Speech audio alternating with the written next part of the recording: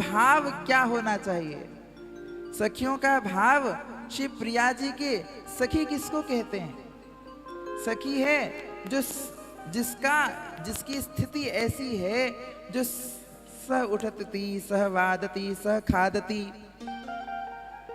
जो संग चलती है, जो संग उठती बैठती है, संग खेलती है, संग खाती है। उसी थाली में प्रियाजू को पवा रही है, प्रियाजू उनको उसी थाली से स्वयं पवा रही है।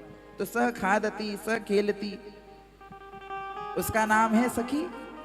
जो संग संग खेले, संग संग खावे। परंतु इतना सब कुछ होने के बाद भी सखियों का भाव क्या है?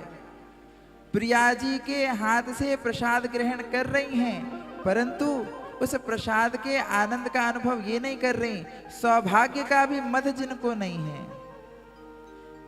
गोपी और सखी में इतना सा अंतर आया है। जिनको अपने सौभाग्य का भी अभिमान हो गया कि प्रियालाल हमारे संग हैं, हम तो प्रियालाल के संग हैं, अपने सौभाग्य का भी अभिमान जहां आ गया, तब भगवान अंतर ध्यान हो गए। तो जिनके हृदय में रत्ती भर भी कर्तापन का भाव नहीं है, जिनको स्वयं के लिए कुछ चाहिए ही नहीं, जिन्होंने अपने अस्तित्व को निर्मूल करके श्री प्रिया जी के चरणों में उस रस को समर्पित कर दिया हो। ब्रज की कोई दुर्वा जिस प्रकार से पूर्ण रूप से अपने किसी भक्तजन के चरणों में आकर के घिस जाती है और उस दुर्वा के रस का भी निचोड़ निकल जाता है, और उसके बाद वो सूक्ष्म दुर्वा अपने अस्तित्व को खत्म करके, अब वो दुर्वा भी नहीं रह गई, उसके अंदर रस भी नहीं रह गया, सब कुछ अपने जिस भक्तजन ने उनके चरणों को जिस पर प्रहार किया, जिसके चरण से जिसका स्पर्श हुआ, उसको पूर्ण रूप से समर्पित हो जाती है।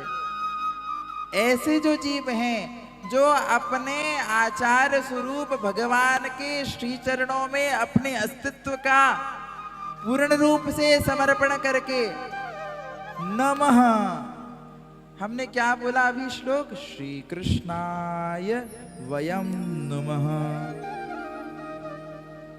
नमः का अर्थ है न मम इति नमः।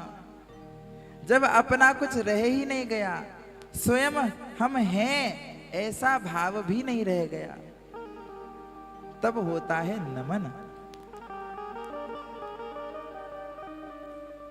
इस प्रकार से जिसका भाव है, इस प्रकार से जिसकी शरणागति है, उसका नाम है सखी। और जहां ऐसी उच्च कोटि की भावमयी स्थिति को प्राप्त करने वाली सखियां होती हैं, उन उच्च कोटि की भाव स्थिति को प्राप्त करी हुई सखियों का भी जहां पर प्रवेश नहीं है, वो है निभृत निकुंज।